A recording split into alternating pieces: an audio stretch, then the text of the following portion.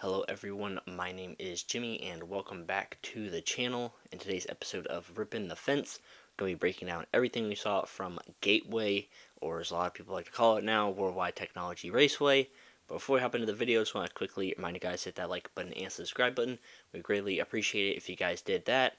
But let's go ahead and hop straight into the video. Matthew, my friend and co-host, is joining me as always. And man, did a lot happen in Gateway in the Cup Series race. We got a lot to talk about. We might even be able to get to some off-track stuff. But anyways, Matthew, how are you doing quickly before we go ahead and hop into everything we saw from Gateway this weekend?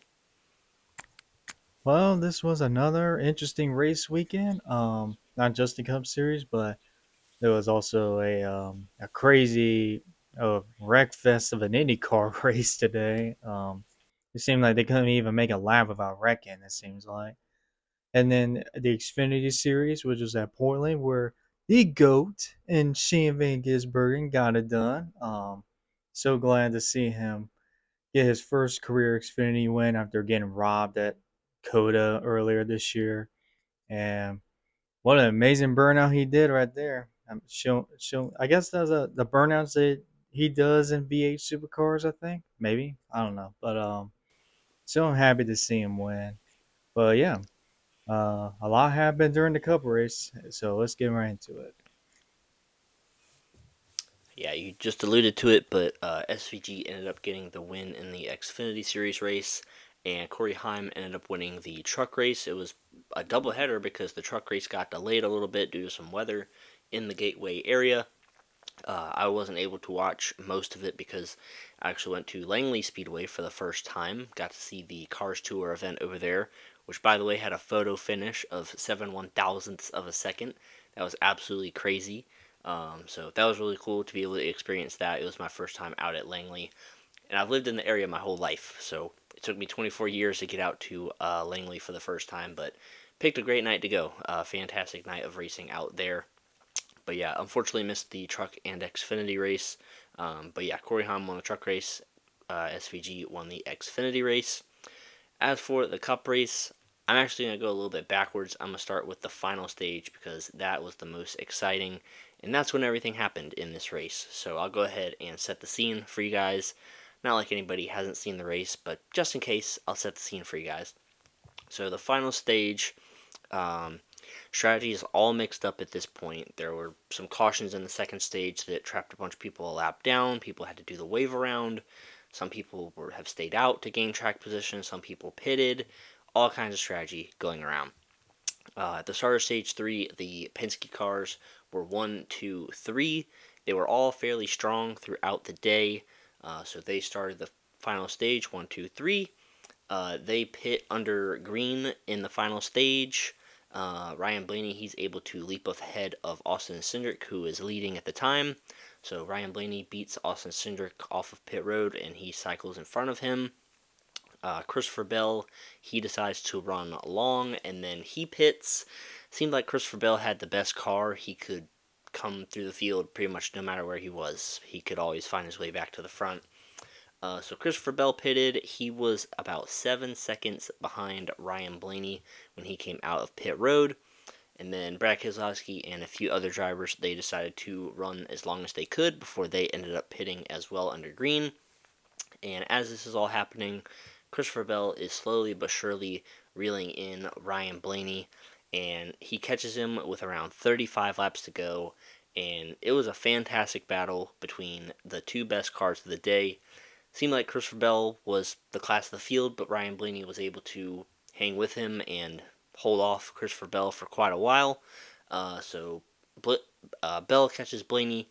They battle for several laps. Ryan Blaney's trying to run the top to get a run off the corner to prevent Christopher Bell from getting past him. Uh, Christopher Bell finally slides across Ryan Blaney's nose and gets the lead, but Ryan Blaney crosses him back over. He takes the lead back, and then with 18 laps to go, Christopher Bell starts slowing down, and everybody's like, oh no, what's going on? Christopher Bell comes on the radio and says he is blowing up, or there's an engine issue. So, devastating way to end it, what seemed like to end the race, because that was such an incredible battle between Christopher Bell and Ryan Blaney. I think Bell probably would have passed him eventually, just because he had that good of a car and driven away from Ryan Blaney. But Christopher Bell has an engine problem. Not enough for him to come down pit road and end his race. He's still able to somewhat keep the car going and get a decent finish out of it. But Ryan Blaney, he seems to have it in the bag. But he starts to catch lap traffic, and that allows his teammate Austin Cindric to close the gap in on him. And coming to the white flag, the white flag. It was about a second gap coming out of turn four. And then all of a sudden, you see Ryan Blaney start to slow, and Austin Cindric passes him as they take the white flag. Ryan Blaney out of gas coming to the white flag lap. Austin Cindric passes him, and then Austin Cindric goes around and takes the checkered flag, and he wins the race. Crazy finish, crazy final 35 laps of the race. But let me quickly go over the results, and then we have a lot to talk about. So they'll be on the screen for you guys as always. So Austin Cindric obviously gets the win. Denny Hamlin second, Brad Keselowski third, Tyler Reddick fourth. Seemed like the Toyotas, besides Christopher Bell, were just okay at best today. Denny Hamlin running in the top 5 most of the day. Tyler Reddick was outside the top 10 most of the race. Joey Logano fifth, another Penske car. All 3 of them ran well today. Austin Dillon sixth, great run for him. Him and his teammate Kyle Busch seemed to have decent cars today. Probably not race-winning cars, but cars that ran inside the top 10. So good run for Austin Dillon there. Christopher Bell hangs on to 7th after having that engine issue.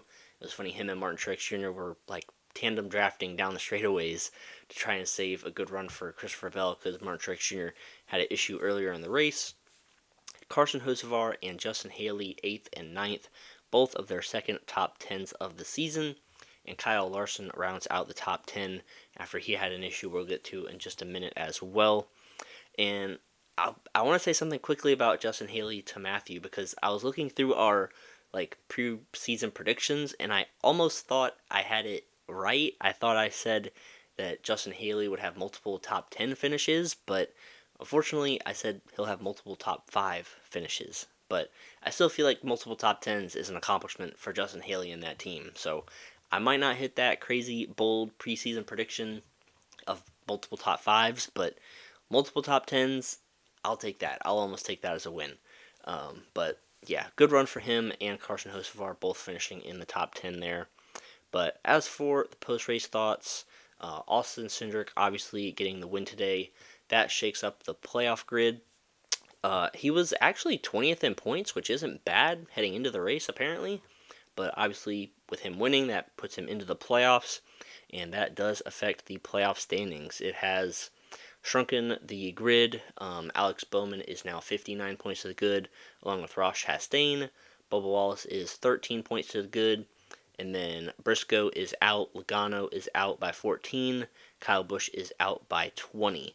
So that is the current playoff grid. Obviously still a decent amount of races to go till the playoffs start, but with a winner a little bit lower in the standings winning, that does obviously affect the playoff standings.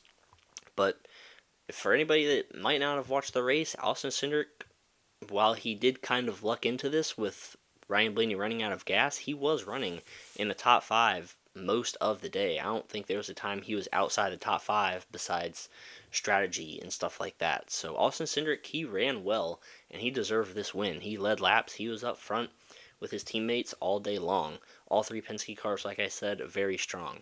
So Austin Cindric, he definitely deserved this win. Huge congratulations to him. Penske has seemed to always been good at this racetrack. Joey Logano won the inaugural race. Logano ran well here last year, and then obviously all 3 of them ran well today. So great run for Austin Cindric. Congrats to him getting his first win since his first full-time Cup start in 2022 at the Daytona 500, getting the win. Obviously, that's a big momentum booster for him. He has struggled since that Daytona 500 victory. So hopefully that gives a spark of momentum to Austin Cindric and the whole Penske organization. Seems like the past few weeks Ford's been catching on, especially with these shorter racetracks, so don't count them out as the rest of the season goes on and into the playoffs. But yeah, Austin Cindric gets the win. Some other on-track stuff that happened. Kyle Larson and Kyle Busch, they had an incident. So this all started off of turn four, apparently, down the front stretch. Kyle Larson, he tries to side draft Kyle Busch. He touches his right rear barely and bounces off of him. And then they get further down the front stretch going into turn one. Kyle Busch looks like he hits Kyle Larson a little bit. There's a little bit of smoke. And then going into turn one, Kyle Busch kind of pinches Larson down a little bit. And then Larson loses control, ends up spinning out, backing his car into the wall, and then also collecting Kyle Busch, sending Kyle Busch into the wall as well. Larson, like I said, was able to somehow continue and get a top 10 out of the day, but this would end Kyle Busch's day, and just not the break Kyle Busch needed, especially coming to a racetrack that he won at last year, and he had a probably top 5, top 10 car to get a decent point stay out of it. And I know Matthew keeps saying, his team can't catch a break, and this is just another incident.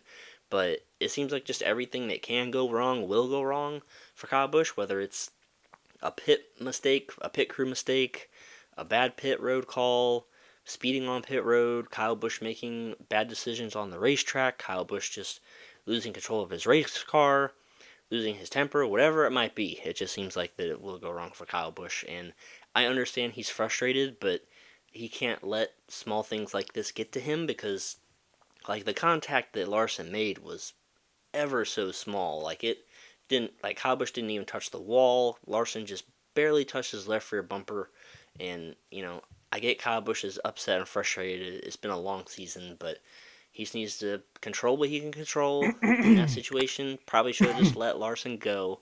But yeah, I'm hoping and praying that Kyle Busch sorts it out for Matthew's sake because obviously I want to see Matthew's driver do well. So hopefully Kyle Busch can get something figured out. He's below the cut line right now, but you never know. Stuff could happen. He could win a race or he could get a lot of points in the next few races. We've seen what can happen in this summer stretch. So, yeah, Kyle Busch just got to keep his cool, keep his head on his shoulders, control what he can control, and who knows, maybe something miraculous will happen in the next few races. But that did happen. And then a few other incidents that happened. Martin Truex Jr., he had a flat tire, so he had to come down pit road, went 2 to 3 laps down. Like I said, he helped Christopher Bell basically limp to the finish line. Josh Berry, he had a flat tire or a brake rotor issue. Something happened to his car that ended his day. And then Chase Elliott, he hit the wall off of turn 2. They were 4 wide, and Chase Elliott just did not have any room. Hit the wall. I thought his day was over because it was a pretty bad hit. And he was saying that the toe link is damaged and everything, but I guess it wasn't that bad because he still was able to continue.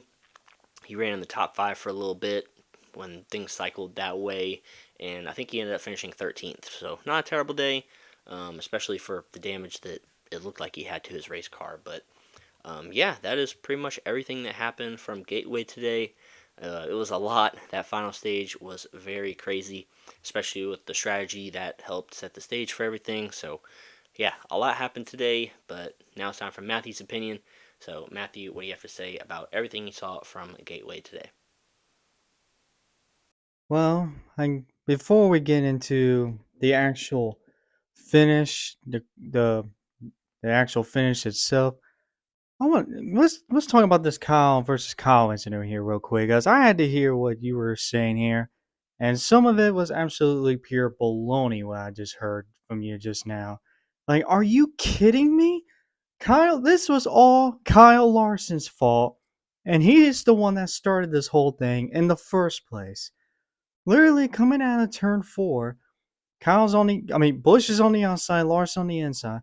Larson gets into Kyle. Are you kidding me?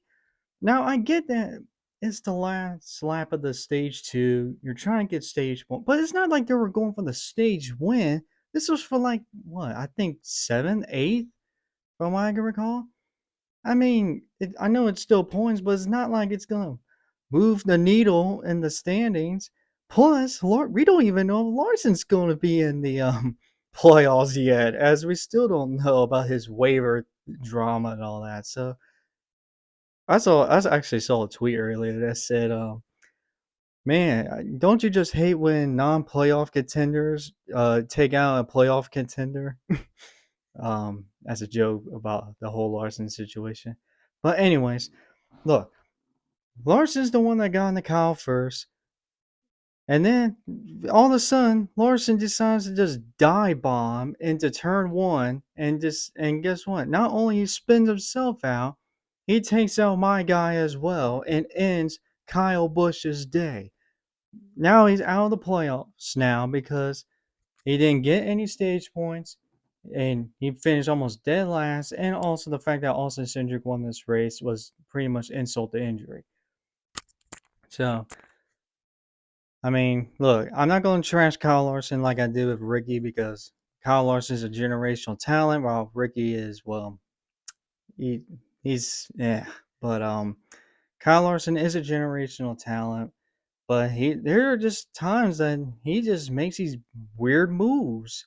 Like he did the same thing to Bubba Wallace, even though Bubba Wallace absolutely had a really had a big reaction to that one. That was still Larson's fault. Let's don't forget about that. And Larson almost did the same thing again. And guess what? Kyle Busch is not gonna take that anymore. I saw early in the race where Kyle Busch he was kind of backing up a little bit towards his teammate Austin Dillon and Martin Truex Jr. Do you know what Kyle Busch did? Instead of racing him very aggressively, he lets him by. He just lets him by. Hey, you're faster. Go ahead, go by me. Kyle Busch just lets him by. Meanwhile, here's Kyle Larson coming out of turn four, trying to pass him, and almost puts Kyle Busch in the wall again. And guess what? You can't just get. I guess Kyle Busch just shouldn't let these people push him around anymore. Maybe he needs to be more aggressive. Look, that's all on Kyle Larson right there. I don't. Of course, the NASCAR media, all these Larson fans, Hendrick fans, they're gonna, automatically go on Busch for, I guess, getting rubbed on by Larson. But yeah, it's just it's just a shame. And Yeah, but why doesn't Kyle Busch just let Kyle Larson go? If Kyle Busch he got aggressive and was like wanting to stand up for himself, he does that, and then it costs him a chance to stay in the race. He clearly makes contact with Larson going into turn one, but if he just lets Larson go, he lives to fight another day. So Kyle Busch like sticking up for himself and not taking it ends up costing him a chance at surviving and staying in the race. So I don't just see and why Kyle Busch just let it go. I mean, yeah, Larson hit him first, but yeah, for like no reason. Kyle quote unquote like retaliates, and then that gets Kyle Oh Larson come on, that wasn't. upset, and then that makes Kyle Larson drive it into the corner deeper because Kyle Busch aggravated him by hitting him going into the corner. So like either way, whether Kyle Larson just got loose or if he drove it hard into the corner, he got upset because Kyle Busch roughed him up going into the corner. So if Kyle Busch doesn't do that and just lets him go or just gives him room, that doesn't happen. So, and that's why I said Kyle Busch just needs to be calm and just let things happen and survive. Give himself a chance to survive and see what happens later in the race. Take the eighth place on the stage, and who knows what happens. Austin Dillon finished in the top 10. Kyle Busch could have finished in the top 5. So yeah, Well, it still doesn't change the fact that Larson got into him in the beginning, but it doesn't matter anyways because Kyle Busch is out of the race, and this just goes into my other point that I am sick and tired of this A team. I am sick and tired of RCR in general, and I'm just ready for this season to be over. And I don't think Kyle's going to win a race this season. I don't think Busch is going to make the playoffs this season because we're past like halfway through the season. And all I saw is every race something bad is happening. So I'm done with. I am so done with this team. I'm just tired of it. But anyways, that's not the main story. The main story is Austin Cindric winning his second career race at Gateway. I mean, wow, where did he come from? I mean, he was great all weekend. This was pretty much the best race that he has had in his Cup career so far. He qualified on the outside pole. He led laps. He was in top five pretty much all day long, and he was right there at the right time. I know the win is kind of lucky because Christopher Bell had the best car today, but then the engine let go. And then Ryan Blaney runs out of gas, which was an absolute shock because I mean there were a lot of people who weren't talking about fuel saving or anything. This came out of nowhere, so they must have not gotten it completely full. But still, this was a very impressive win, a very impressive race for Austin Cindric.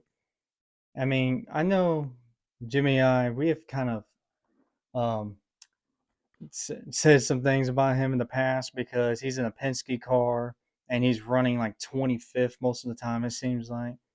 And then for a Penske car, that's not acceptable. But today he showed up. And I'm hopefully with this win that we can see some more improvement now, which we said the same about Daniel Suarez earlier this year. And let's be honest, we haven't seen much improvement since his Atlanta win. Maybe Austin Cindric will do something better this time. I mean, I think Ford is back in general. I mean, besides the Coke 600, we'll never know what would happen if the race finished. But Brad Keselowski is right there with Bell towards the end of that race. So I think Ford is pretty much back at this point. I mean, the Penske cars were very strong today. Brad Keselowski was strong today, and I mean, Austin Cindric, he seems like a very nice guy. I've met him a couple of times at races, and he's a very cool guy, cool kid. He's a very talented driver as well. I know he's he's the son of the Tim Cindric, who is like Penske's right hand man or something like that. But I mean, he was very great in the Truck Series back in the day. He was a championship. He won the championship in Xfinity. He almost won it back to back by this much against Daniel Hemrick in 2021. This kid has talent. It's just ever since he's gotten the Cup Series, it's been slow trying to trying to get be more competitive. But hopefully, with this win, it can start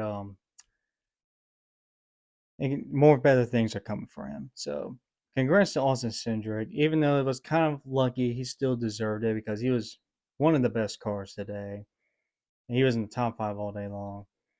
Um, yeah, I think that's all I have to say about that. Overall, what a great race it was today. Strategy was the main talking point of this race, and I think it helped this race be great today with all the different tire strategies. And we saw it to the end with Blaney's crew not putting too much fuel in there. So, what a great race overall today. So, congrats to Austin Cindric. And yeah, great race. All right, it is time to rate the race and do our favorite paint scheme from the race. As always, for me, I think I got to give this race like a 8.5 out of 10. The strategy made it super interesting, like both of us have mentioned, and then like the race for the lead late in the race was interesting between Bell and Blaney.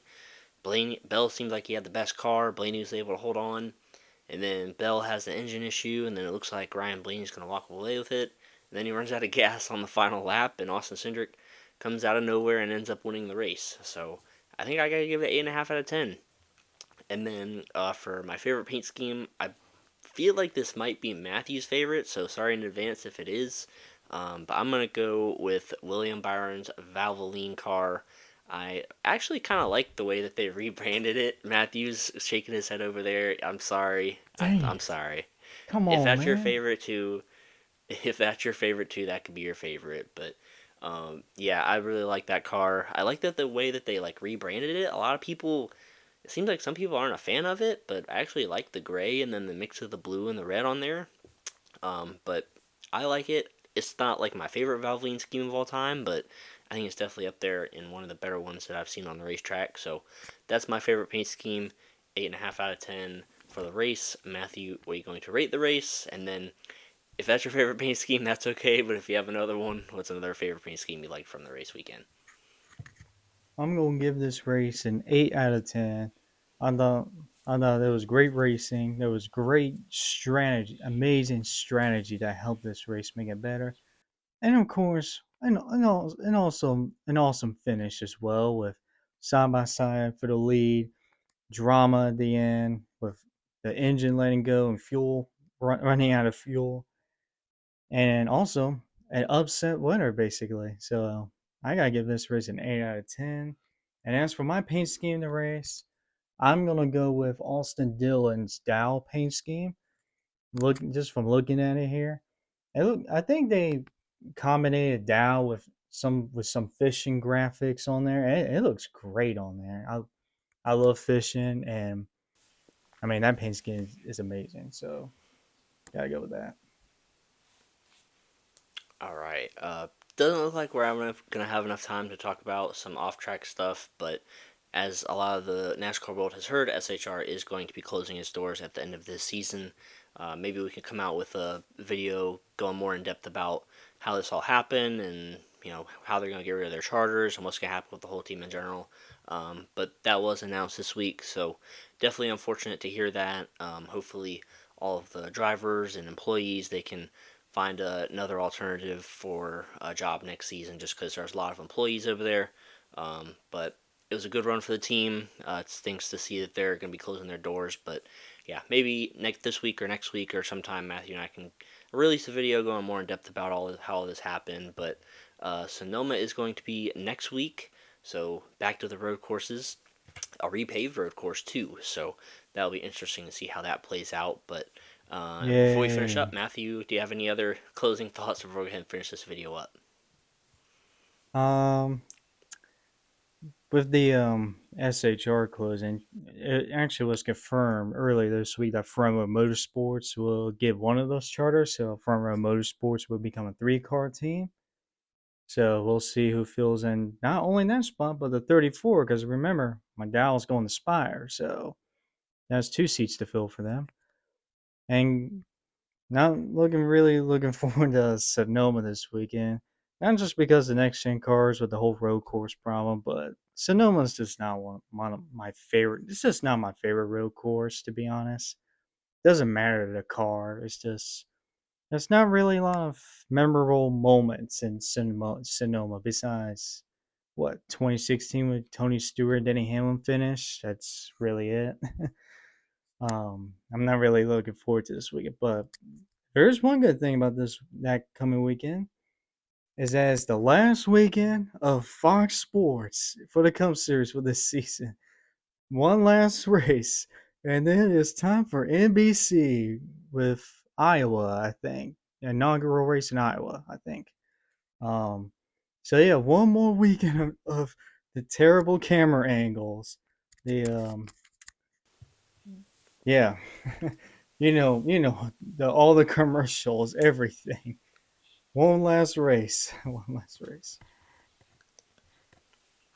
Oh yeah, quickly before we finish up, you just remind me. So Fox, like before the race, they were hyping up like all the pyrotechnics that they do at Gateway on the backstretch, and they don't even show it on the TV. Like they're hyping it up. They're like, oh yeah, Gateway does this thing on the backstretch where they light it up with fireworks and da da da da, and they don't even show it on the cameras.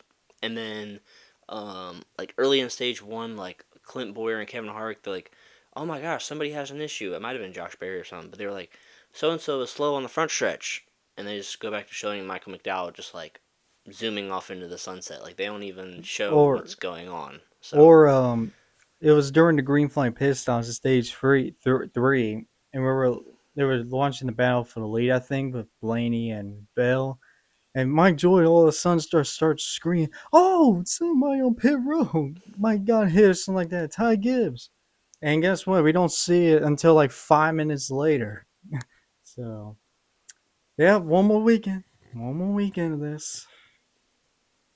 yeah, so that's gonna happen next week for Sonoma as well, and then we'll get the USA and NBC group back, minus Dale Jr. But hopefully they'll be able to find a good replacement and gel quickly and all that kind of stuff. But yeah, that is going to wrap it up for this video. Thank you guys so much for watching. Let us know your thoughts and comments about everything you saw from Gateway down below in the comment section. And as always, make sure to check out our social media links down below. But until the next time, we will see you guys in our next video.